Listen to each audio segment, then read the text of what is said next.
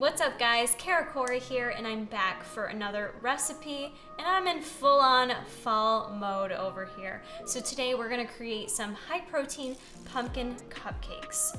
I've got all the ingredients laid out here. What you're gonna first need are two separate bowls. We're gonna first mix our wet ingredients, then our dry ingredients, whip them together, and it's pretty simple. Preheat our oven, which I have going right now at 350 degrees. And to get going, we're gonna start with the wet ingredients. So obviously for these pumpkin cupcakes, we're gonna use 100% pure pumpkin, which is what I recommend. Pumpkin pie filling is not gonna give you the same result, so make sure you get the pure pumpkin. I'm gonna use 1 full cup of that. So pumpkin cupcakes not only taste delicious, but they're also gonna be nutritious. These are gonna have a good amount of fiber and vitamin A, which are always staples anytime you add pumpkin to a recipe. Next, we're gonna add in 2 whole eggs, which I already cracked open, but I'm just gonna whip those together right now before I throw them into the pumpkin mix. A lot of times, egg yolks get a bad rap, but there's actually a ton of good nutrition in egg yolks. The yolk itself is filled with B vitamins, whereas the white is what supplies you the protein. But it's a myth that dietitians don't like egg yolks. We do. For this recipe, I don't do a lot of oil when I cook. I try to sub it out, but for the sake of it tasting like a cupcake, we are gonna use a little bit of vegetable oil, but to cut it down a little bit, I'm gonna use half the amount of vegetable oil. So we're gonna throw in 1/3 cup of vegetable oil. Excuse me, I think that was 1/4 of a cup. That was 1/4 cup of vegetable oil. So since I'm doing 1/4 cup, the other half I'm gonna use an unsweetened applesauce. So this is an easy substitute. If you don't have the applesauce, you could double the oil. I'm just trying to cut the fat down a little bit. And I always have these little unsweetened applesauce cups on hand because they last forever in your fridge, like months. And again, great for baking, or just a nice little snack if you want. For milk, I always use the unsweetened cashew milk. That's just my personal preference, but you guys can use what you like. And this is going to be 1/3 cup of cashew milk. Last wet ingredient is going to be pure vanilla extract. Not gonna measure that. We're just gonna pour like a teaspoon in there, or a tablespoon, whatever floats your boat. Now we're gonna go ahead and mix that up. Just a little fun fact for you guys. The reason why it's important that you mix your wet separate from your dry, because we don't wanna over mix a cupcake or muffin.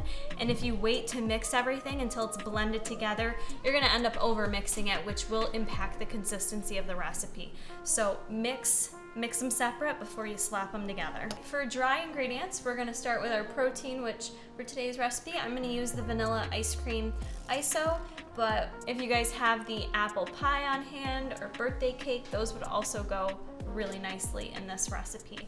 But I'm gonna do 1.5 scoops of the vanilla, throw that in there. And then for a flour, I wanted to use a whole wheat flour, but my grocery store, I couldn't find it, so I've got this soft wheat flour, whatever the heck that is. Use whatever kind of flour you guys like. I've got measured out here 1 3/4 cup.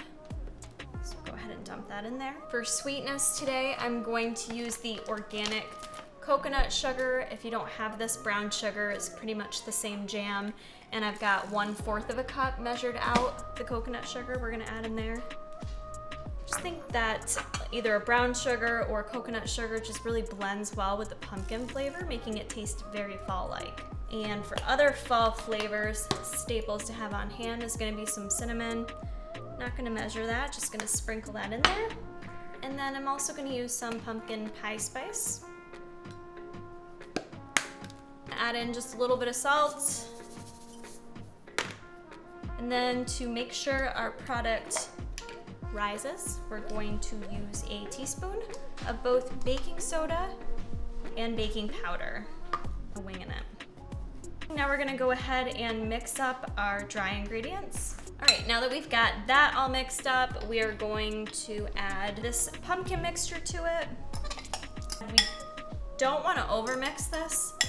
So at this point, you're truly just kind of folding it together to form your batter. There are raw eggs in it, but you can taste test your batter if you want, at your own risk. See if you want to sweeten it up. Oh, that's good. Okay.